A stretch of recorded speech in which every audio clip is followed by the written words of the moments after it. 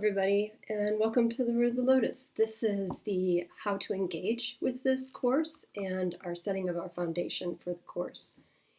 Part of setting the foundation for the course is to have just a smaller conversation about the word yoga, or as in Sanskrit, yuj, as you can see on this sheet, where it indicates it in italics, which will be the standard throughout this course. When you see a word in italics, it is denoted in its Sanskrit form.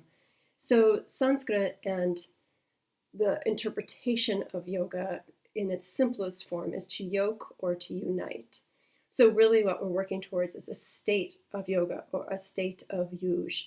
And in these teachings of the sutras, we find a way to move through the world in a more conscious way. And they also aim us toward the consideration of how we unify with self, how we unify with other, and how we unify and energetically interconnect with the world around us. And this worldview around us can come from two different lenses. It can come from a dualistic lens, and it can come from a non-dualistic lens. In these teachings, they look at it from a dualistic lens. This is the difference sometimes between Western world thinking and Eastern world thinking, or Eastern lenses on life. So any text that you engage with, this is a key understanding, especially within the philosophies of yoga, because some are dualistic and some are not. Dualism, as you can see here, is the world that the Yoga Sutras come from. It means two, specifically two entities. And we could say they are set up in opposition to each other as separate, essential, and irrevocable ways. And the appeal of dualism can be the ability to imagine there is a spirit or soul that is distinct from the body, which is a lot of common ways in which the world is thought of in the Western world. And one can imagine it, the entity, surviving after the death of the body. And if there is a second world beyond this, that is where this surviving soul will go after the body dies, according to many religious beliefs. Non-dualism is a translation of Sanskrit as written right here in this adavitya.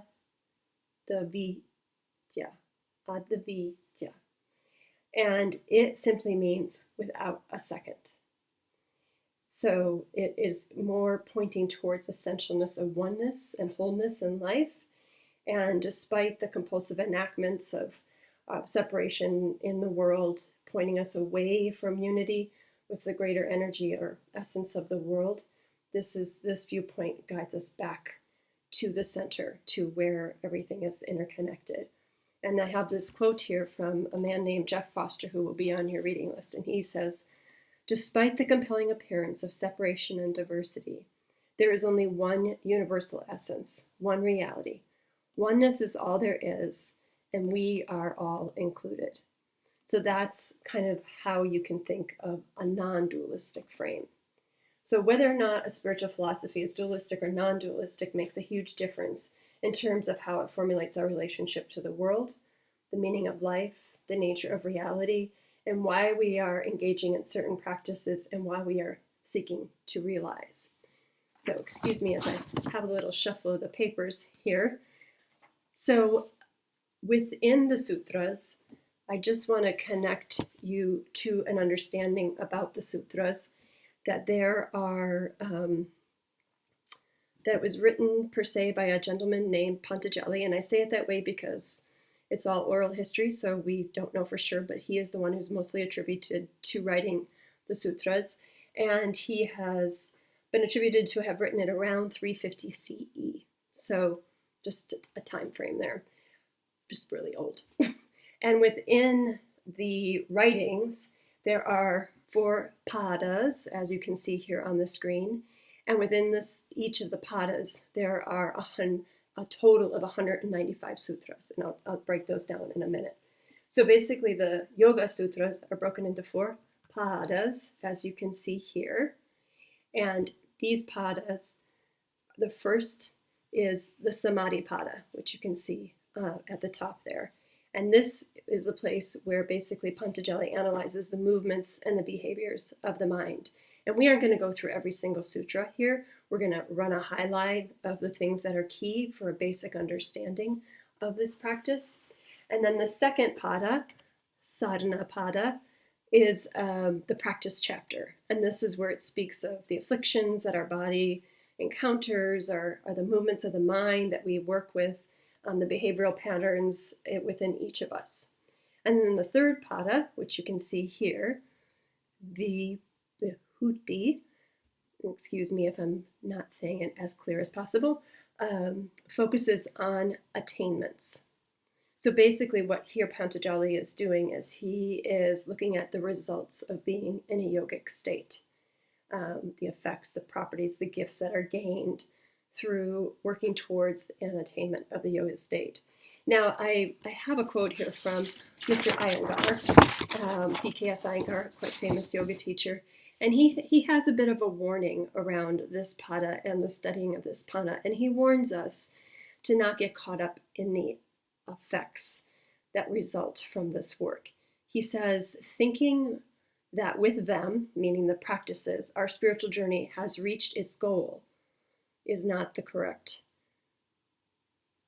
way to consider the practices. They are an ongoing thing. He continues, rather we should continue our practice so that the intelligence of the consciousness and the intelligence of the soul may be equally balanced. And then when they are equally balanced, we may reach that highest state of wisdom where the person exists in complete integration. And that is where the final pada takes us. And that final pada speaks to absolute liberation, and the experience of that is the best can be written in words, or what's also known as spiritual freedom or moksha. So that is the major breakdown, 4 chapters. And then within each of the 4 chapters are sutras. And as I mentioned, there's 195 altogether spread throughout the 4 padas. And as you can see here, su, to thread, and tra, to transcend. And so each sutra within the padas is one piece of an interweaving of the human psyche, kind of like a large tapestry, that's composed of multiple beautiful threads. So each thread helps create the fabric of understanding and how we come to understand and study and work with the mind, cultivate that deeper inner calm, bliss, or what some know as samadhi. So in this course, I hope you're all still with me here, there will be readings. If you think you will go on to do the full moksha immersion and or teacher training, these are required. If you're just doing this for your own well-being, you can or cannot get them. It is up to you, but it really helps to understand. So the 2 key books that are used are the Yamas and Niyamas by Deborah Adele. You can tell I've used mine a bit there. I've got lots of papers in there. And then the other one, again, lots of papers, Yoga for a World Out of Balance by Michael Stone. And in your guidebook that you'll be getting sheets of each session, I have links where you can find free translations of the sutras online. And I also have suggestions in there of books that you could get, such as the one by Sri S. Satchitananda and Sri Swami Satchitananda as a translation of the sutras. I recommend you get at least 3 so you can kind of compare and contrast how different people are translating the sutras and coming to understand it, so you can begin to create your own understanding of it. And then this is an excellent book, but it doesn't cover all the padas. It only covers Samadhi pada, but it is quite thick, but it is very good. I learned a lot from reading this book. And all of these are referenced in your guidebook that you are going to get. The last thing, sorry, I forgot to grab this before I started the video. If you are wanting to geek out a bit and really get into Sanskrit, this is the dictionary that I use for my translations and understanding the markings, which I'm going to talk more about in a minute. And then the last thing, again, if you are going on to the bigger teacher training and so forth, one of the books that will be required is this book. And there is a translation of the sutras in the back of this book, so you could use that as well. So those are just some thoughts. The way that this works is that you will be integrating. I have a few podcasts for you to listen to. There'll be readings with almost all of the sessions. There'll be reflection questions and writing. So I just want to tell you a little bit about those. Like I said, I'll give you an outline of all the readings from the different books that I'm suggesting. And also on the guidebook, you will have words written in Sanskrit, which are the key words from that sutra. So it'll have the sutra number, and then it'll have the key sutra term following it that we're kind of fixating around, if we could say. And then we're just kind of integrating it all together. And also in the guidebook, you'll get 3 extra things. One is an inquiry of self, and this part is an assemblage of words that are meant to help you link together the ancient wisdoms with modern life. And then you'll get a set of reflection questions, which take it more deeply into reflecting on those teachings in relation to your own life. And then finally, you'll get what I call affirming self-realization. And these are affirmations that you can use to kind of pull these teachings more in on a conscious and subconscious level. So those are the main ways in which you're going to integrate the practices. And I'm going to talk more about the other practices. But first, I want to talk about the mārga-s. So in yoga, in general, there are multiple ways to create and attain a state of yoga. And as you can see here, let me see if I can get this right. I have them listed on the bottom. So there's Hatha, which you know as the asanas, bhakti, jñāna, raja, and karma. So each of these are called a mārga, or a path of yoga. And all the readings and writings and reflections and practices are associated with these different mārga. So Hatha is the physical, bhakti is devotional, jñāna is knowledge-based, and raja is meditation-based. And we don't cover karma directly in this course, but I have a feeling there'll be resulting things along that path as you go along. So each week, or each session, I should say, depending on if you do it weekly or not, that'll be up to you, it will include 3 different videos. So there'll be a video like this where I'm talking a bit, and I'm sorry for that. This time is a little bit longer than any other. And that one will be the jñāna yoga, or the jñāna mārga, and it will be looking directly at the philosophies and the interpretations of the sutras for that week. And it will provide the basis for your pondering and discovery of external and internal nature of the writings. It will help you consider your own dharma and any underlying behaviors that have to do with being part of the modern world, which is a big part of this course, is to really consider how can these ancient teachings inform me in this modern world. And then, there'll be corresponding readings and so forth that go with that. And if you are going on to the moksha course, I really recommend you take the time to do that, because there will be a write-up associated with this later on. It's up to you if you're just doing this for your own. If you're not a writing person, you could vlog about it, video logging, or whatever it is that you feel you want to do. And then the other recording, so there'll be 3 recordings each session. The second recording will be a practice of prāṇāyāma and Hatha yoga. And I don't know, in general, there's not a whole lot to say about that, but they will progress as they go along. You will develop a prāṇāyāma practice. And within the Hatha yoga practice, I will go through what I call the rays, which are 5 different ways in which when you engage in āsana to consider how you are being in yourself. Let's put it that way. I don't want to say it's really about the physicality, because it's not just about the physicality. So that's what you'll be doing in those sessions.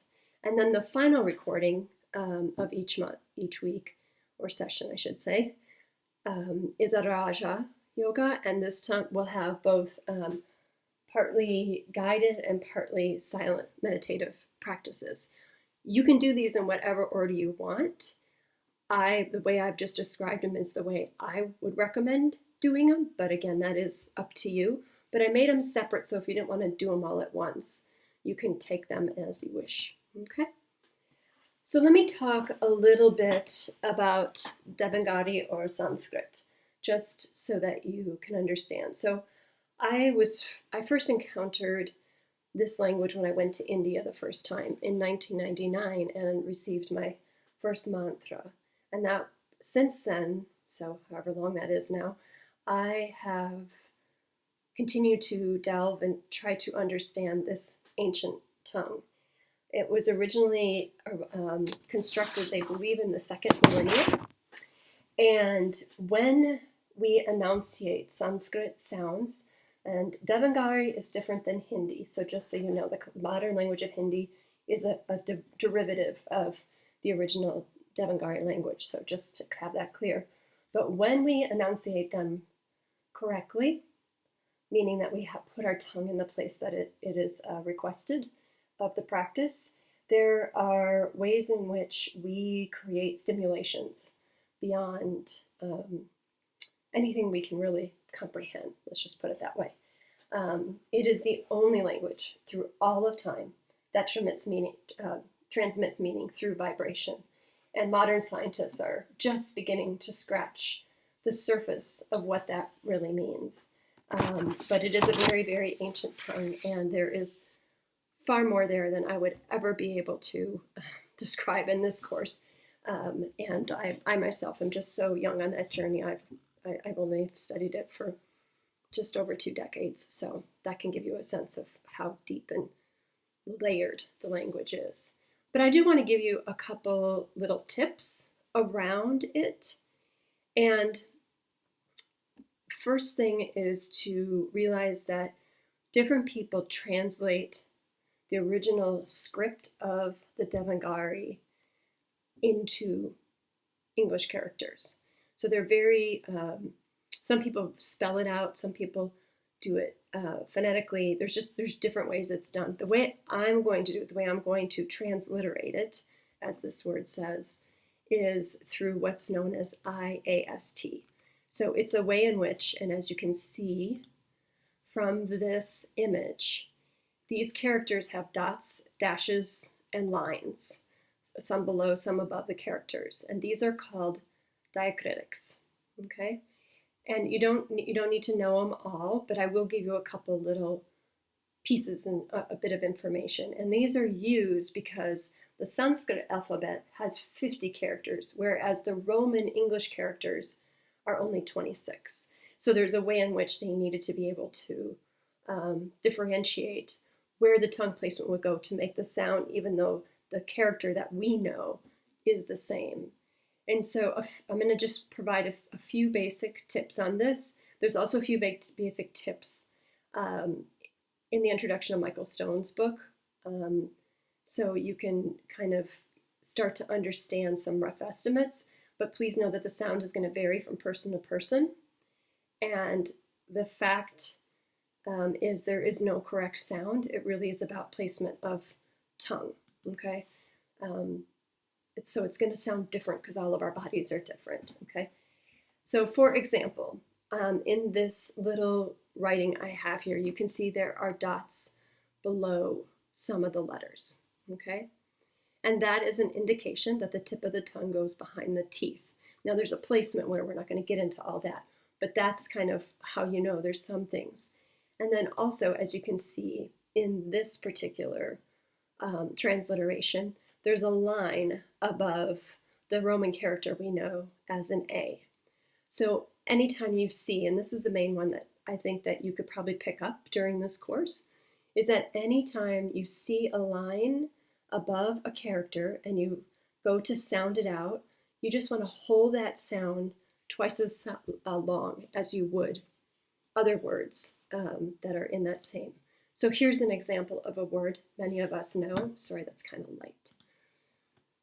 So this is a thing that we hold. Some people use them. Some people just use them as decoration. But if you say it as it is written on the left with the 2 lines above each A, it would be held twice as long. So it would be ma-la. Versus on the right, if you just said mala, you have 2 totally different words. So on the left, that's transliterated as a garland and or those malas that we use in practice for meditation and so forth. And the word on the right, mala, means dirty or filthy. So that's where these lines become very helpful in starting to at least get a beginning,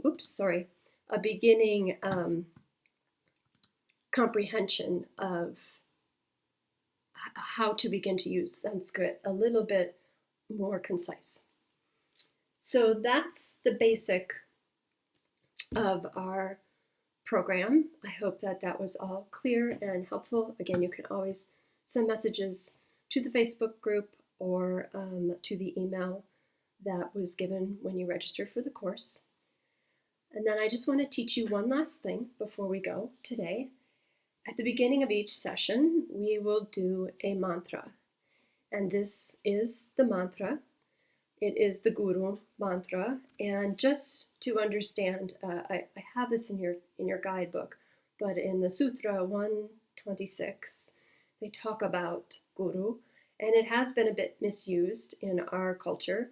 It is a bit more of high respect than as many common uses are at times. So the gu in Guru is that which hides our true light, and the ru is that which removes the covering.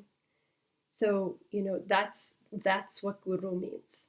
So you can use it as you wish, but again, gu, as you know, G-U, is that which hides our true light, and the ru is that which removes it, or that covering. Okay? So at each session, we are going to acknowledge the teachers, and we're going to acknowledge the lineage of teachers that have brought forth this wisdom, some of which I know, some of which I don't, because they're my teachers, and so forth and so on, all back through time. We're also going to acknowledge the teacher in front of us. So for you, that's me, and for me, that's you. So the teacher that lives in front of us, and we're also going to acknowledge the growing relationship and faith we have in the teacher within ourselves. So I'm going to pull this up. I'm going to chant it 3 times, and you can, follow along if you like. You can say it, you cannot say it, you could say it inside, you could hum along, whatever makes you most comfortable. But I want to introduce it now because I will open every session with this. So here we go. So I'm just going to invite you to take a few breaths first. So when you come into each session, I'm going to ask that you ground yourself first, because I will not guide you there per se, but taking a few breaths, feeling your bum against your seat wherever you may be, allowing a softness to come to the belly. Breathing in through the nose, and if it's been an extra tense day, breathing out through the mouth.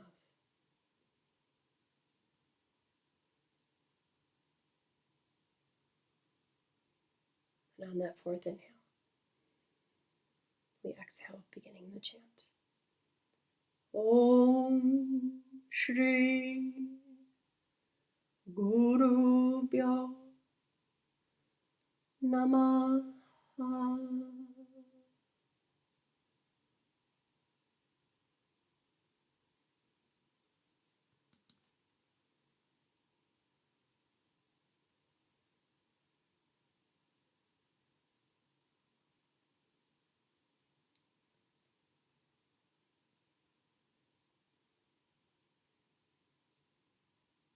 You can take a few moments of silence, maybe imagining your teachers, and if you know their teachers, or just imagining that there was people behind them.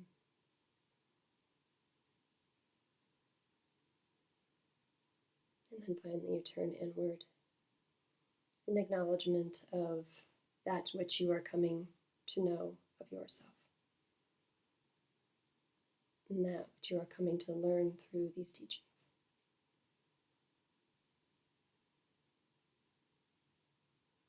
And then I invite you to gently open your eyes. So that will be how we will open each session. And then we will close the session with just a simple Om. So if you would like to join me, drawing the breath in.